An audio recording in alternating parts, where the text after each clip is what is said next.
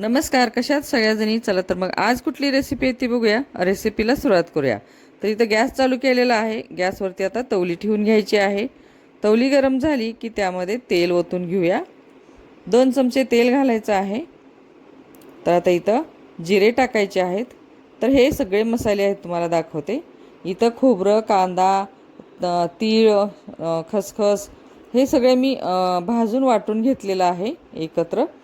तर आता इथं जिरे टाकलेले आहेत. तेल गरम झाल्यानंतर परत लसूण टाकायचा आहे ठेचलेला.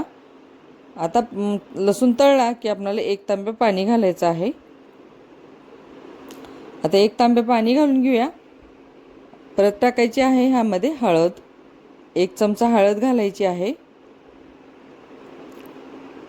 मस्त आता फिरवून घ्यायचं, ह्याला मिक्स करून घेऊया. हळद आणि हिरवी मिरची वाटून घेतलेली आहे ठेचा, ते पण टाकायचं आहे.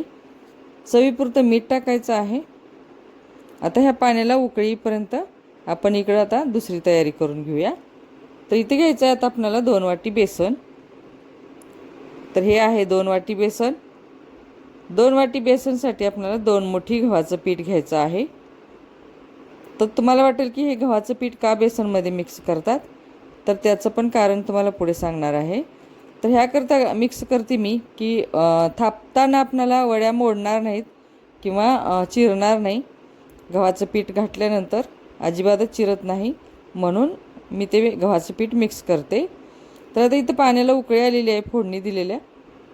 तर त्यामध्ये थोडं थोडं बेसन घालायचं आणि वरतून आणि पळीनं हटायचं ते बेसन.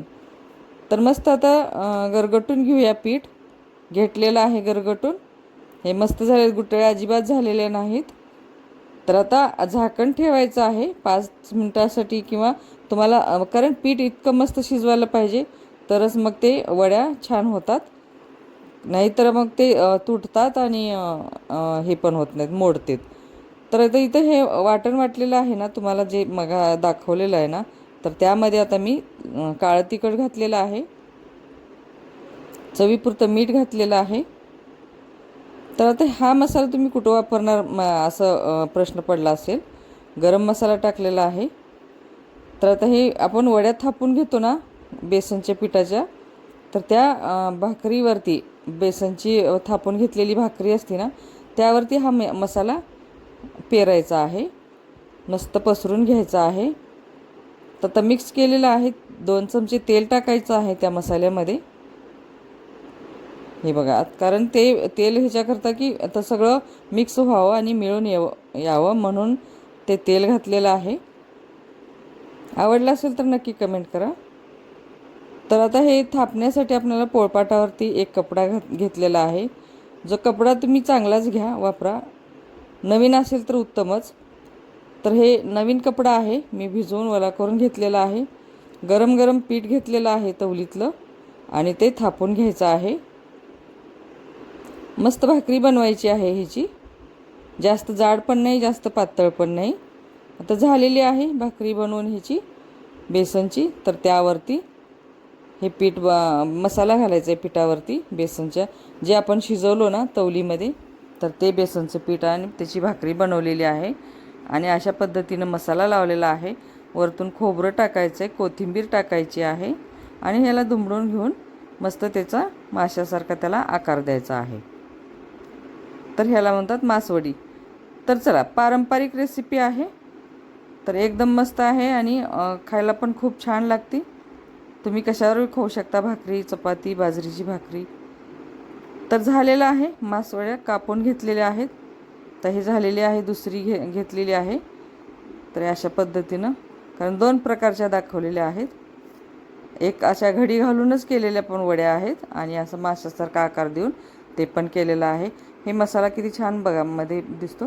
थोडासा अंधार आहे, मी आईकडे गेलेली होती, आईच्या घरी बनवलेला आहे.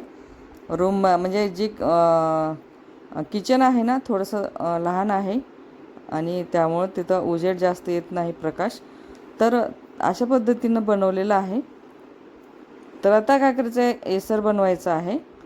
तर येसर कसं बनवायचा, तर तो तवलीमध्ये पीठ हाटून घेतलेलं होतं ना गरगटून, तर ते पीठ काढल्यानंतर थोडंसं चिटकलेलं असतं ना, तर त्यामध्येच मी पाणी घालते आणि ते पाणी उकळून घेते.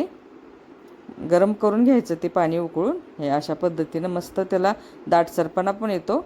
आणि इकडं ते मसाला होता ना थोडासा, त्यामधलाच काढून ठेवलेला होता फोडणीसाठी, येसरासाठी.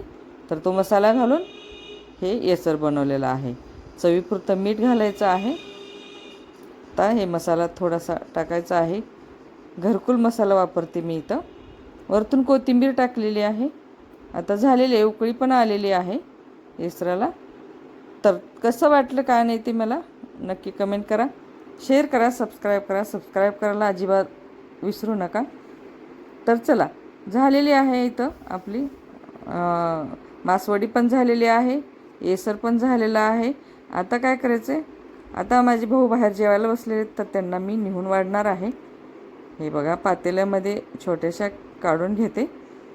आता आम्ही पण ताट वाढून घेतलेले आहेत. तर चला, झालेलं आहे.